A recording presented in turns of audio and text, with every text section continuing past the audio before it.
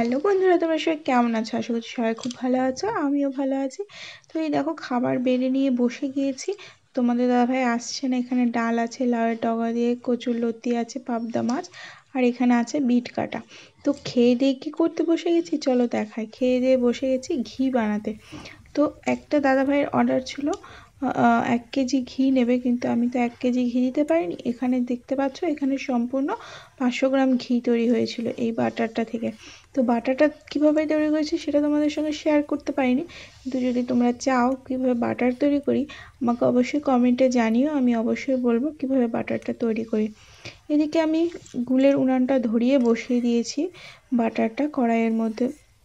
আর দেখো কি সুন্দর আস্তে আস্তে গলে যাচ্ছে। তো এটাকে বেশ খানিকক্ষণ ধরে নাড়াতে হবে, নাহলে নিচে লেগে যাবে। কারণ আগে থেকেই পুড়ে গেলে না ঘিয়ের বাটারগুলো একদম কালো কালো হয়ে যাবে। তো এটাকে আমি বেশ কিছুক্ষণ ধরে নাড়াচ্ছি।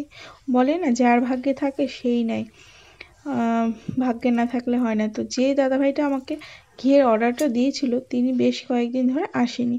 তো এমন সময় কী হয়েছে, দোকানে মানে আমাদের যে দোকান রয়েছে চায়ের দোকান, তো সেখানে আরেকটা দাদা এসেছিলেন চা খেতে। তো উনি ছিলেন হাওড়া থেকে এসছেন রায়গঞ্জ।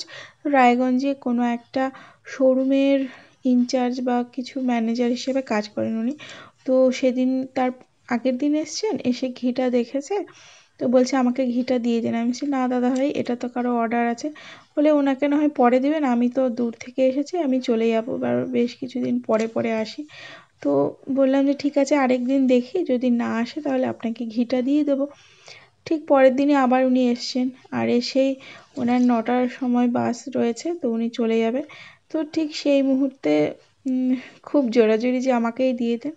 তো ওনাকেই শেষ পর্যন্ত দিয়ে দিতে হলো। এত সুন্দর খাঁটি গাওয়া ঘি। তো উনি তো আগের দিন একটুখানি টেস্ট করেছিল, টেস্ট বলতে ঢাকনাটা খুলে স্মেলটা নিয়েছিল, তাতেই উনি মোহিত হয়ে গেছেন। কোথায় হাওড়া, কোথায় রায়গঞ্জ, আমার হাতে তৈরি করা ঘি চলে গেল হাওড়া। তো যাই হোক, ভাগ্যে যার আছে সেই পাবে, বা ভাগ্যে যা আছে তাই হবে। আর এই দেখো ফাইনালি ঘিটা তৈরি হয়ে গেছে। আমি ভালো করে জাল করে দিচ্ছি, কারণ এখন তো একটু গরম পড়ে গেছে। অল্প জালের ঘি হলে একটু গন্ধ হয়ে যাবে, কারণ খাঁটি গাওয়া ঘি, এর মধ্যে কোনো ভেজাল নেই। তো দেখো ফাইনালি ঘি আমার রেডি হয়ে গেছে। তো একদম পুরোপুরি 500 গ্রাম ঘি তৈরি হয়েছিল। চলো এটাকে ঠান্ডা করে নিই, তারপরে বয়ামে ঢেলে নেব। এই যে দেখো 500 গ্রামের ঘিয়ের কৌটোতে ঢেলে নিয়েছি, আর একদম 500 গ্রামই হয়েছে। আর সামান্য একটুখানি হয়তো ওই ছাঁকনিটা থেকে একটু টপ করে পড়েছিল, এই আর কি। আর হচ্ছে এই আমার দুধ জাল দেওয়া রয়েছে, এই যে উপরে হলুদ সরটা দেখতে পাচ্ছ, এটাকে সরিয়ে উঠিয়ে রাখবো। বাকি দুধটা চায়ের জন্য দোকানে নিয়ে যাওয়া হবে। তো কেমন লাগলো তোমাদের ভিডিওটা অবশ্যই কমেন্ট করে জানিও। দেশি খাঁটি গাওয়া ঘি, আমার ঘি প্রস্তুত। সবাইকে টাটা, দেখা হচ্ছে নেক্সট ভিডিওতে।